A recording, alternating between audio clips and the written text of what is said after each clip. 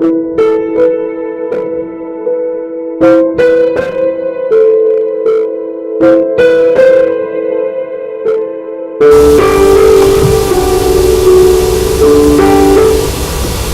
evening once again and welcome to NEURO DIGEST. I am your host Sylvia Moraa MOCHABO, and today I have a tiny little man who's my co-host, Andrew Moraa, the center of Andy Speaks, and we have our interpreter, and once again this time around for the second part, and as we do the practicals we have our therapist Mr. Baraza. Karibu sana.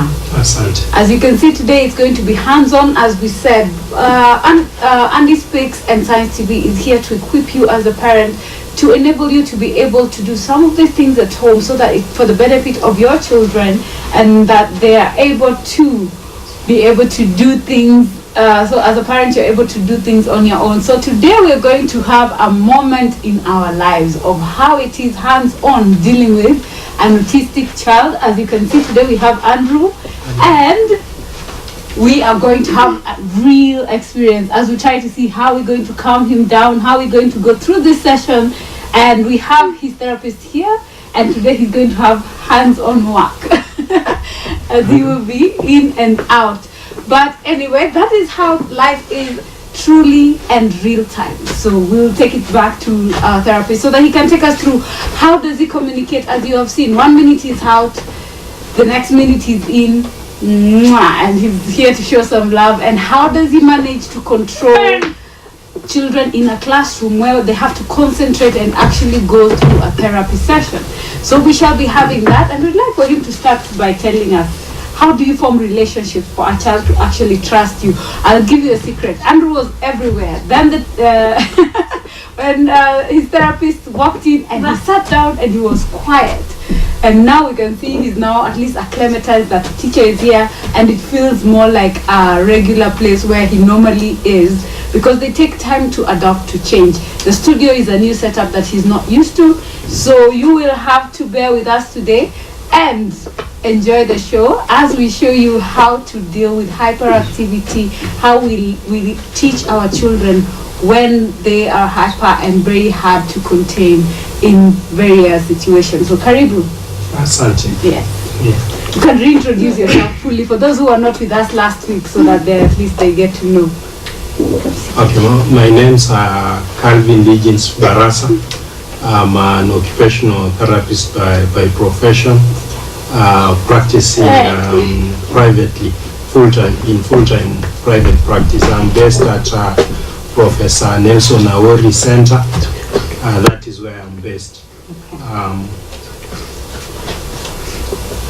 You can go ahead. Tell us how do we get him to calm down, to actually sit, and for you to be able to take him through a class on a regular basis.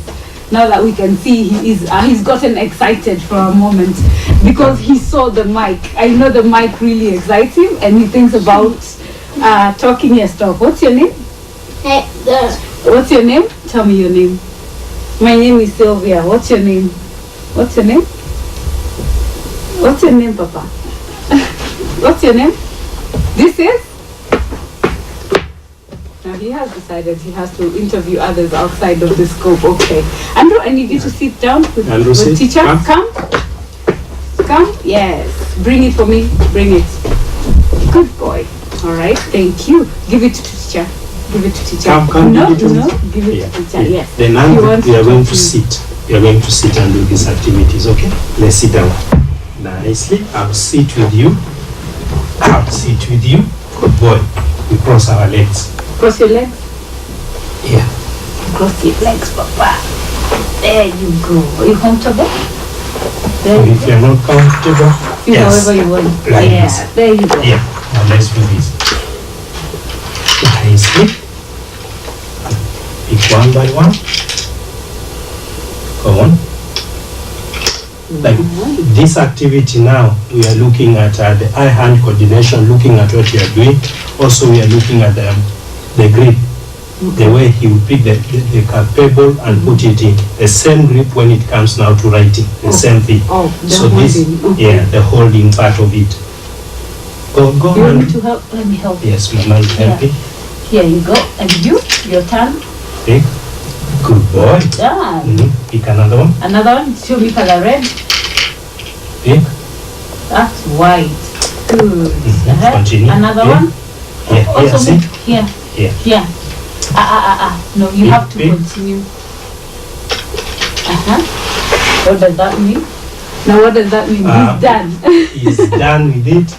But sometimes as therapists, these are some of the challenges that you may come across where a child, you want your mic, you say please. Say please. Say please. Okay. So sometimes these are some of the challenges that we encounter as therapists. A child will walk into the sessions and they may not be ready to settle and do some of the activities that you had planned for them. So you have to either switch to something else that may be interesting to them, or alternatively now we go to the other areas that we also look into. One of those other areas is now the sensory and vestibular stimulation. If a child who is slightly hyper, we may use, this is a therapy brush, or a pressure brush. So you can just use this brush and you brush this child gently. The arms, the back, the head, the legs. Can I try? Yes, and this has a magic touch to it. It brings a calming effect. It is meant specifically for therapy. And you see, he even knows. He knows what it is, eh? Yes. Look at him smiling. He's actually so it has smiling. just a magic touch to it. You can just find the child settling down very well. In your hair? Brush your hair.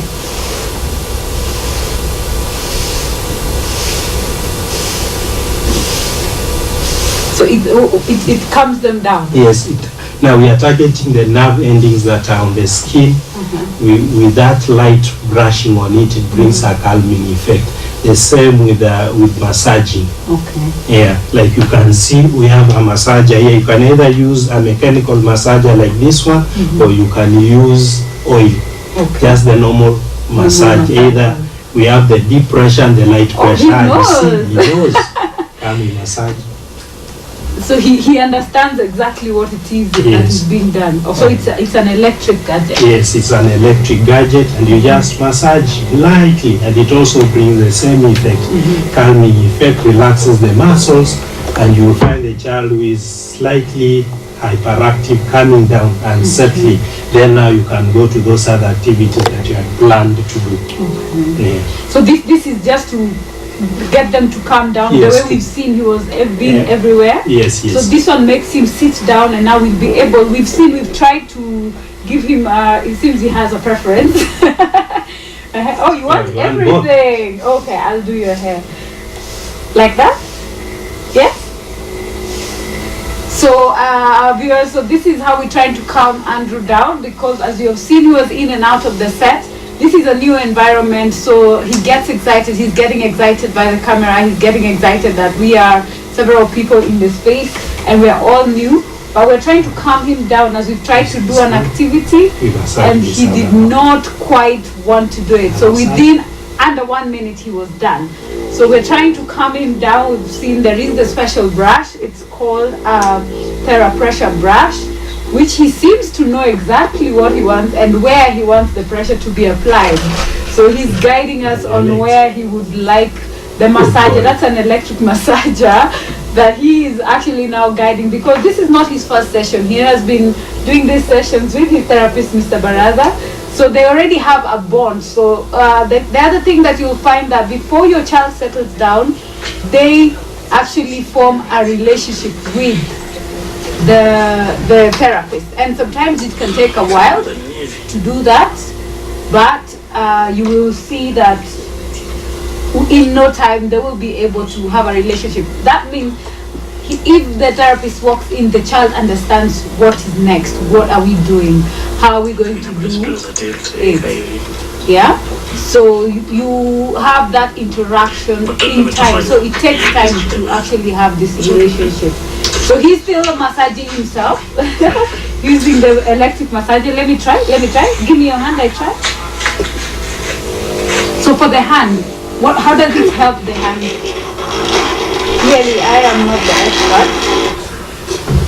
So does it change in frequency? Like, yes, can you you can change? use, you can Oh, put so the there's low high and high. and low. Yes, What's the difference of the two? Do you start from a high coming to a low, or how do you do it? When you're using the low one, you are doing the light sort of massaging, and when you use the high one, you are now doing the deep pressure. When you want to go deep into the tissue. Okay, yes, okay. so you can use the high one. Oh. So that is high. No, that's low. That's low. Yes. Wow, that is very, very fast. Oh, so he's coping. Yeah. Remember we said that autistic students are they're very visual. So long as they see, they're able to imitate what is being done. So he's trying to do to me what we have been doing to him. Thank you, Andrew. Thank you. Okay. Can you do this one now? You want to sit on the board? This is also something else that we normally use. Here, and this way. You will fall. Now we bounce. Relax.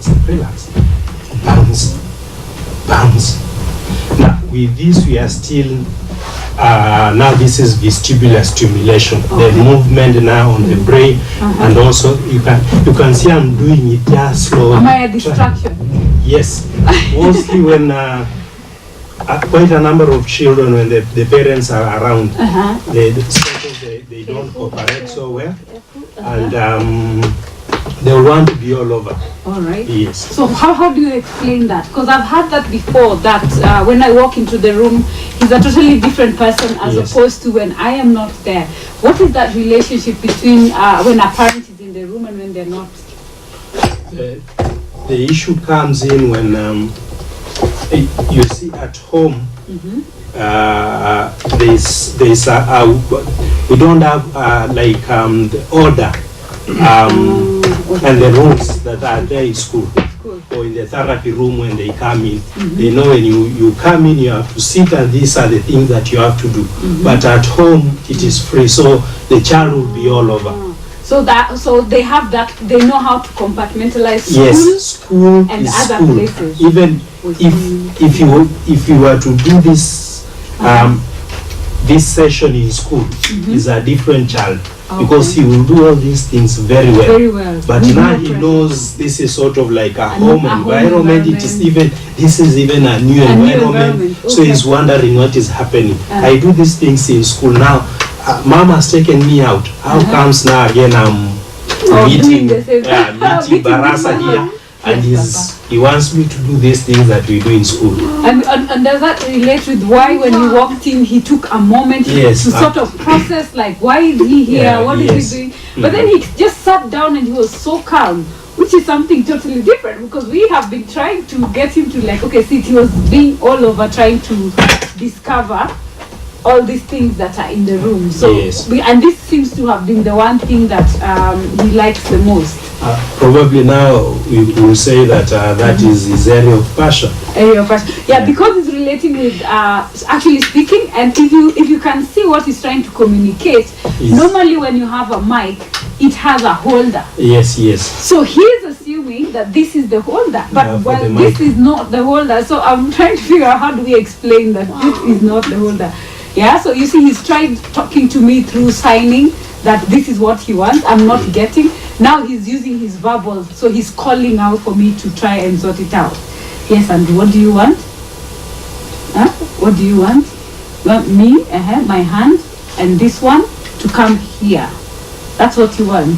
So that is how he's communicating. So he wants us to put the mic onto the stand, as much as this is not where it belongs. That is his expectation of us trying, because what he has seen is it usually has this one here, and that is what you see. Yes. So as much as we assume they don't figure it out, they actually know what is going on. Papa, majority of the learning that takes place is by imitation. But that is the strongest way of learning. Yes, because you will see how things are done and you try to copy the same. So you can see for him, he already knows this is a mic, and a mic you hold it and you use it to talk. Yes. And most of the time those mics they have a stand. Yes. So that is what is making him trying. Yeah, this has to, because this stand is just like the one for the mic. So he knows it's just that now this one is different. It's not for this mic. This is for the phone, Papa. This one is for the phone, not for mic. Okay? So Ebo explain to me then also that body language of that is frustration. Yes, now he's getting frustrated because he's not achieved what to he wants. attach the mic to the stand. So he's getting agitated. The frustrations now are coming out. That's why now you can start seeing those movements. Because now he's not verbal. If he was a child who is more verbal, he will express himself verbally and say that this is what I want. Okay, yes. Let me Andrew, sit down. I put it for you.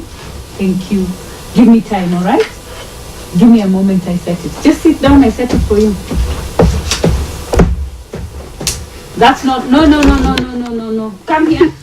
Come see this one. I've done it. Here, success. Sit here. You wanted to talk? Let me put it in your level. Let me put it in your level, okay? Oh, Andrew. See, Andrew is this tall. Yeah. No, you have to sit and do it when you're seated. You have to sit and do it. See? It's there. Talk. Talk, you see? Talk. Okay, clearly, this one, he's not giving up. Remember, they're very persistent, very, very persistent. He's failing. I wish all of us could be like that. You don't give up. You don't give up, yes. No matter what, you don't give up. So according to him, his mind is set.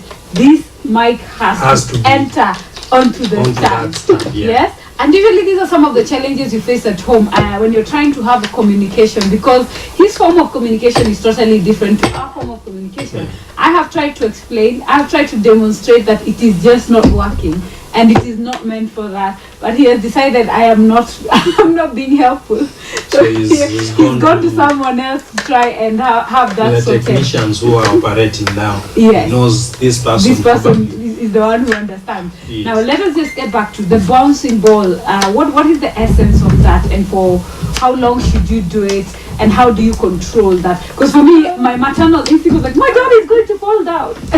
So how do you handle that?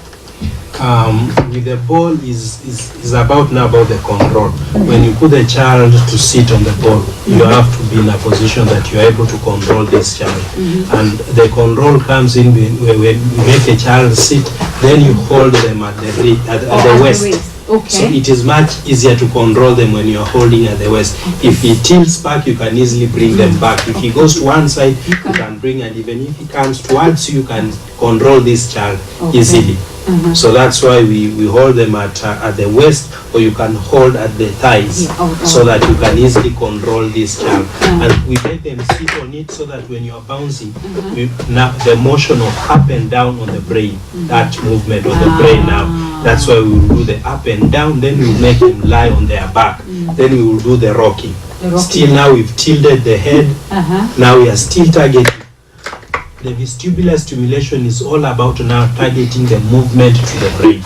Also, so the body movement to the brain. To the brain now. So this movement is what is going to be communicated now to the brain. But normally it is vice versa. The brain tells the body what to do. Yes. Now for us, because we are now trying to use this movement to target the brain, so that to improve on the balance and coordination, because when he's sitting here and you are bouncing him, he has also to try and balance himself on his own. Yes. So how do you gauge that trust? Because I'm thinking, like, the first time I placed him on a ball like this, and there was that mistrust, like, how do I sit here? And I'm looking, this is a ball, it's not busting. I know he's very heavy. So is it like made for all weights? That any weight, or are there different sizes for different bodies?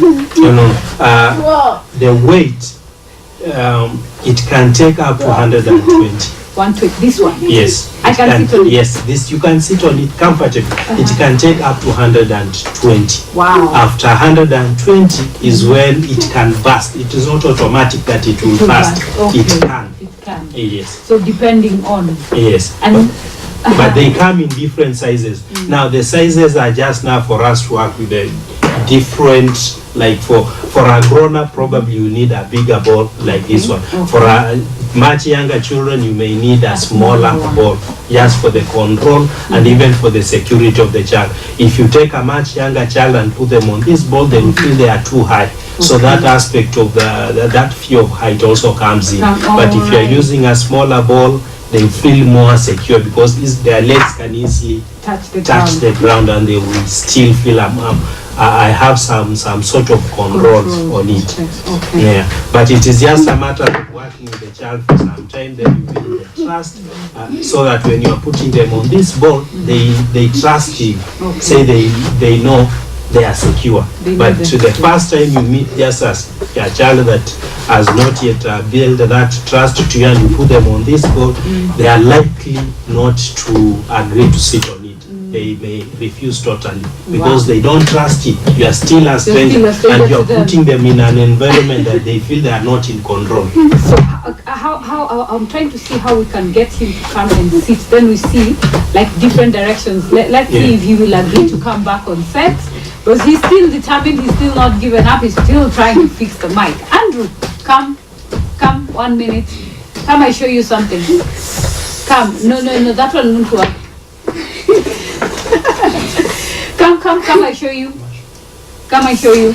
Okay, when we come back, we will try and come, let us take a break and try and calm our co-host down so that we can be able to demonstrate some of these things. So we shall be right back.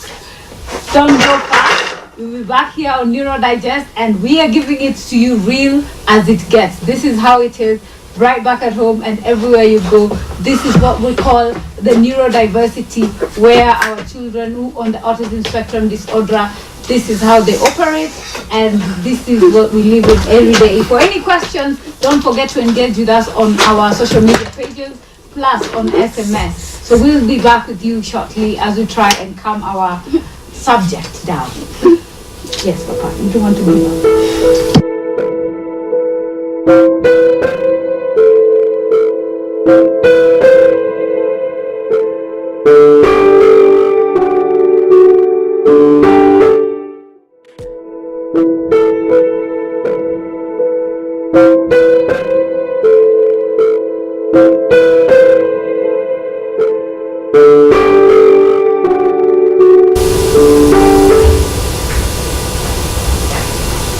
Welcome back, viewers, and we are back on our second session as we're trying to demonstrate how we have occupational therapy done here on Neuro Digest with my therapist, Mr. Baraza. We have shown you how to use some of the equipment that we have here. There was the brush that we had, and then we had the massager. That is how you start the session, by calming the child down, right? Yes. Then we went to the ball, which we've said is about general toning of the muscles and the communication between the hand and between the brain and the body, and how to control the child. Yeah, and as you have seen, our neurodiverse children can really be unsettled. We've seen how he was determined to get something done, and the challenge that comes through, and we are trying to communicate that it does not work, but it is usually such a challenge when you're seeing things, you know, the way they say the glass is either half full or half empty, depending on how you see it. And that was the challenge that we saw. I want to take it back to Daktari to show us what's next after, and we can also address. Yes, we start with the question, or you want to continue? We can start with the question. So we had a question for one of our viewers who was asking what are the equipment that you need in a therapy room? And I'm sure once we finish, if we go one by one with the activities, then at least that question will get answered, right? Yes. So we'll just move through the various activities that you can do. So when you're trying to have a therapy session for your children. Back to you, Dr. Now we have gotten to the ball. The ball can do quite a number of activities. One, there is the vestibular stimulation, the movements that comes with it, and now we are targeting the brain. Also, with that, it also improves balance and coordination. For a number of children also, they have an issue with balance. You can even just try and ask your own child at home just to stand on one leg and balance. You realize this can be quite challenging, especially for children who have different challenges. So with the ball exercises, the bouncing, the rocking while on their back, on their tummies. Now that also you also do on your tummy? Yes, you lie on the ball and you do also on your back. So this, you are playing with the head and the brain in different positions when up or when you are lying on your back. So this will also improve that aspect of balance and coordination. Also when the child is on they are lying on the ball on their tummy, as they are going down, they are bearing weight on their hands. Now you're also building the muscle strength right from the shoulder to the fingers as they are bearing weight. So you can just realize it's just the ball, but you can use it to do quite a number to achieve so many things that you'll be doing with it. Okay. Interesting. Yes. The other thing that we also use for balance and coordination, we have this rocking board that someone has to stand, the child has to stand on it and maintain the balance. So they actually it appears so easy, but this can be quite daunting. Yeah, for a child. You either side it to side, or you can make them front and back. The same balancing. You can realize my whole of my body now, even the legs, still the same movement on the brain. On the brain. Yes. Oh, okay. Yeah. So it's a rocking board, still balance and coordination. Balance, coordination. Yes. Okay. Because that is one area that quite a number of parents come to us that I bought a bicycle for my child. And they don't know how to they cannot ride the bicycle. I bought a ball. They cannot even kick it. Balance on one leg and kick the ball. Right. So there are things that in the generally we take it for granted. But for someone or a child or a grown-up who has a challenge is quite tasking for them. So even just balancing on one leg and kicking the ball, or just throwing the ball and this child be able to hold the ball and throw it back to you. You know why I'm laughing? Because there is the day we were trying to encourage group play for Andrew's brothers and a few of the neighbors. So, because we were encouraging and fostering that inclusion, so that when the children are playing, include the neurodiverse, so that they at least learn how to do it. But now the challenge comes, he enters, he's given the ball, he picks the ball up and he decides, it is mine. Yes. So we're trying to tell him, put the ball down and kick. And he's just like, no, this is mine. And I'm like, dude, you have been seeing people doing the same thing. I didn't know that actually that is the challenge. Like, how do I place it down? How do I balance on one leg? Actually kick it. Then kick this ball and kick it to where you want it to go. So those are two totally different things. Actually kicking and then the direction. Yes. How long does it take to actually train them to be able to do some of these activities? All that goes back now to how severe the child is. If we are talking about a mild child who is on the mild bit, it takes a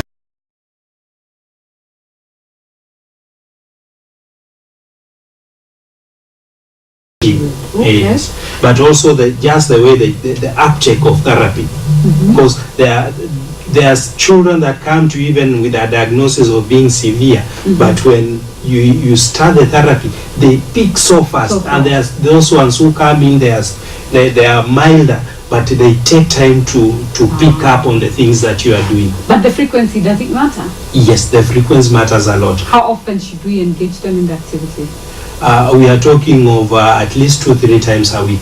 A week? Yes, 2-3 times a week. So, but this is now with a therapist. But at home, it should be on a daily basis. So if you can even just take 30 minutes after your busy schedule, when you get home in the evening, and just engage your child, even just for 30 minutes, and do a few things, you'll be helping a lot. So, but yes. So you're saying, like, I come from work at 5. Yes. I take my chill pill, because sometimes you just need that break from there. Yes. Because you see, as you've seen, it's not an easy task. Yes, it's not. Just to get him to sit down to do one activity, like within 30 seconds he was done. Like he did 5 pebbles. Yes, and he's like, that's it. Dude, I think my job here is done. It's done, yes. So you can imagine now when somebody is so tired and they have to come and have to deal with that, it's not easy. So sometimes when they say like, okay, parents at home, please help us do this by achieving, we find it easier to say, here is this. You know, sit or try and do, which is not, some people say also it is an assistive device in its own way, depending on what activity you engage. Personally, I don't engage them with the phone as such. With the gadgets, if you get the right apps, is that something that is considered, can be considered, if you're looking at the helpful the same way, will it equate to the one we were trying to do? About, because you see now, if it's, you know, some of us think like if we do it here and do it practical, does it, I don't know how to put it, does it add up to the same result? Not really. Not really. You see, if you are playing this, because I know we have this kind of soft game that you can play, on the computer. On the computer. You'll be just using probably one finger. Okay. But working with this, you are also working with the fine motor skills, the small muscles in the fingers. How we hold the pen. The pen. Like this. So, yes. This same movement that you are picking and putting it in is the same when it comes to writing. So as the child is working on this activity, already they are practicing the fine motor skills. And what I've seen, there is at the moment he picked with 2. So when you notice that they're doing with 2, do you encourage that they put it back and take it with 3, or in time? In time, you just keep encouraging them and showing them how to go about it. Yes, they can also do it with the 2, but we'll prefer that they do it with 3, because the end of it, this activity will be the eye-hand coordination. You cannot write without looking at your book. So this activity is looking at what is doing and doing it. Now when it comes, you will have learned how to hold the pen and to look at this activity. So you also look at the book, even if it is just coloring. Yeah.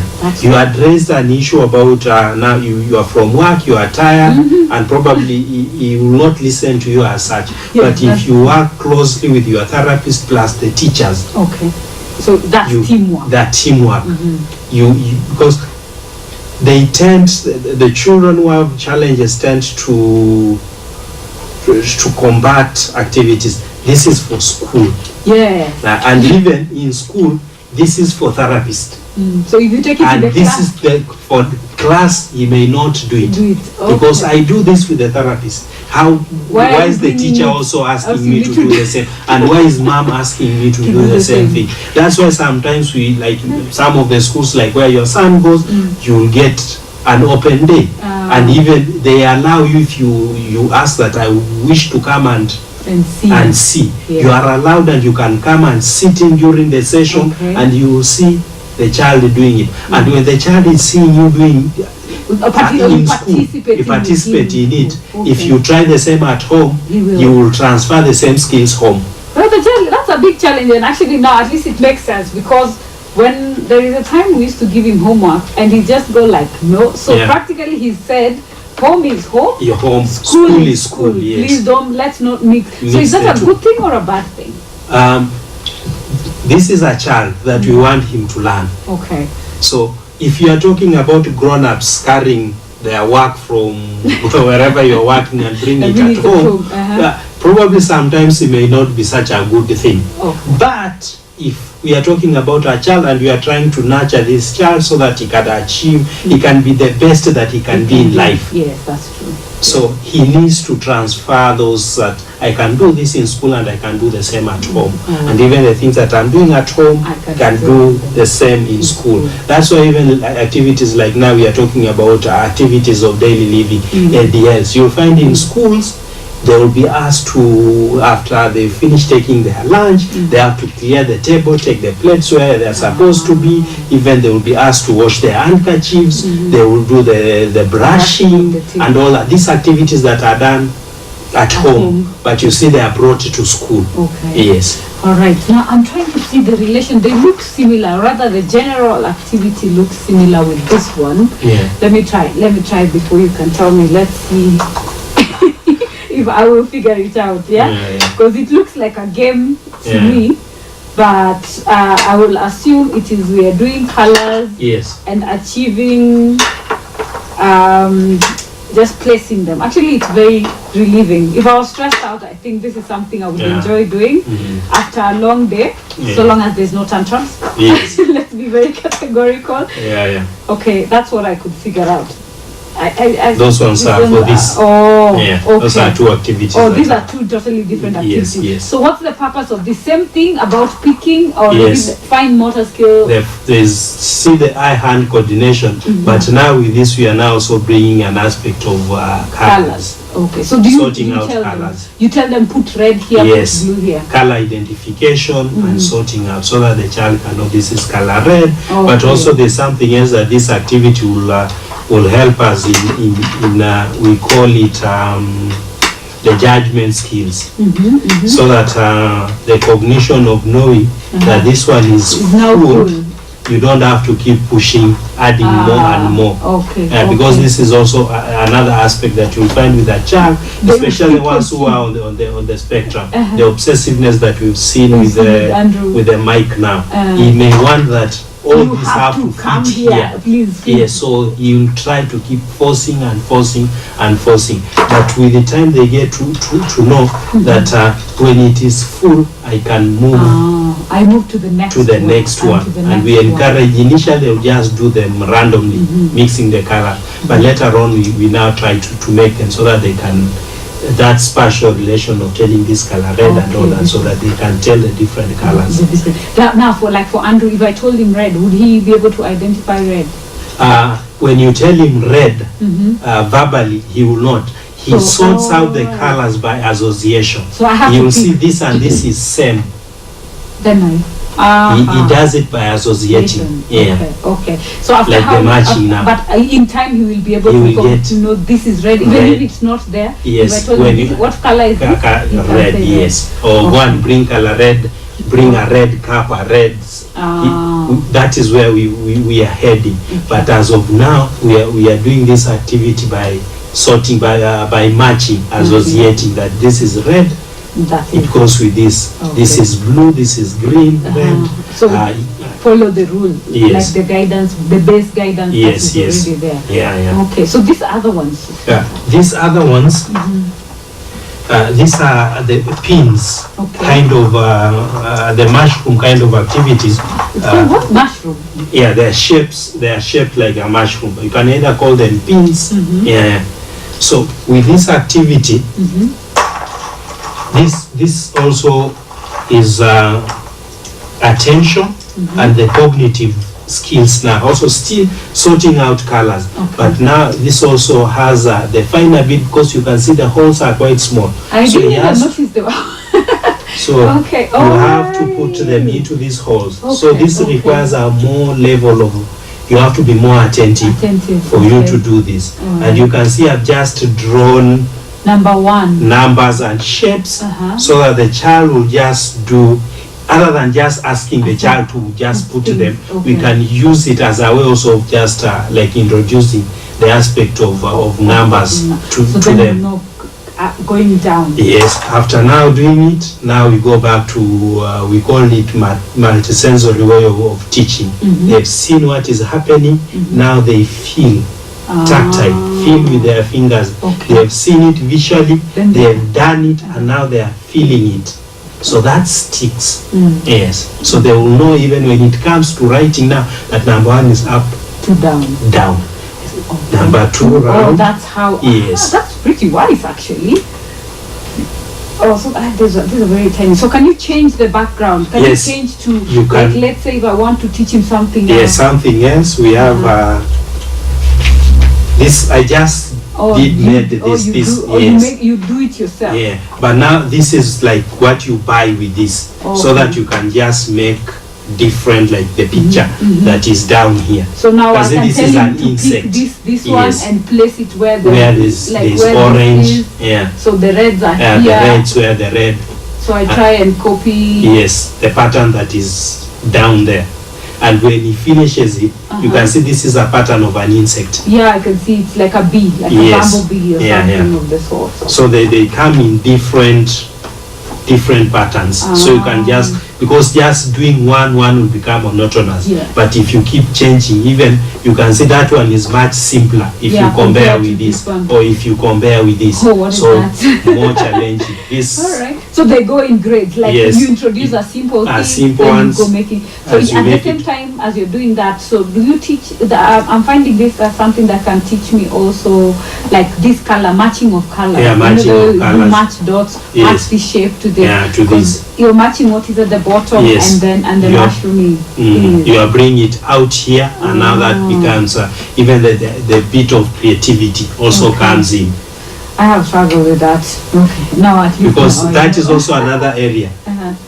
Children who are on the spectrum, they deal with the real things. If you try to ask them to imagine, it becomes a bit of an issue. Imagination is a different story altogether. Yes. So if the child can do this after seeing, then next time you can even now remove this and you just put it on the side, then he can look at it from there and try and make it here. Okay.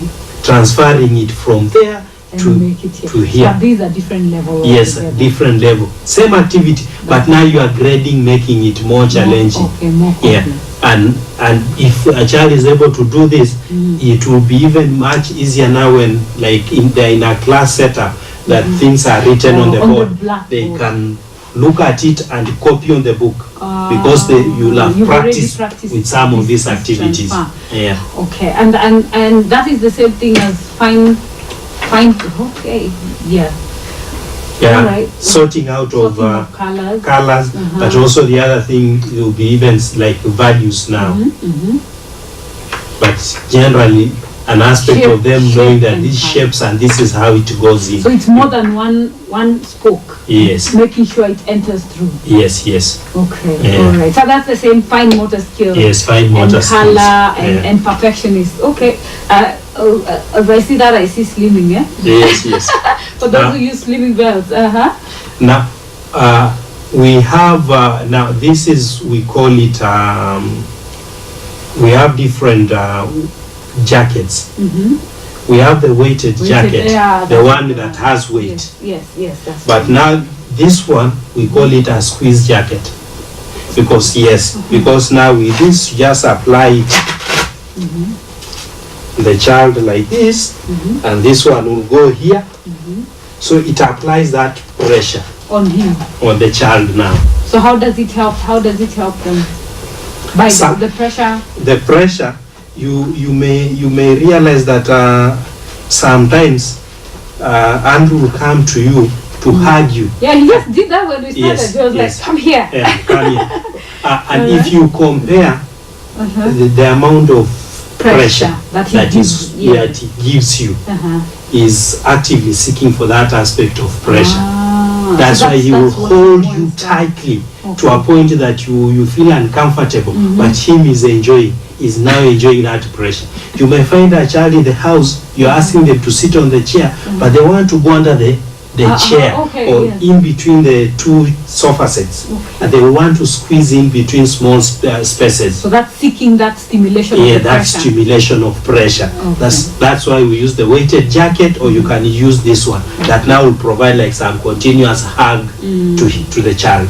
Wow. Yes. Okay. So we have the weighted jacket. I think I forgot it somewhere, and we also have this. So where can we get some of these items? Like where can we find them? Is it locally available? We have to import? Because I'm thinking that like this, do you apply it like as and when you need it?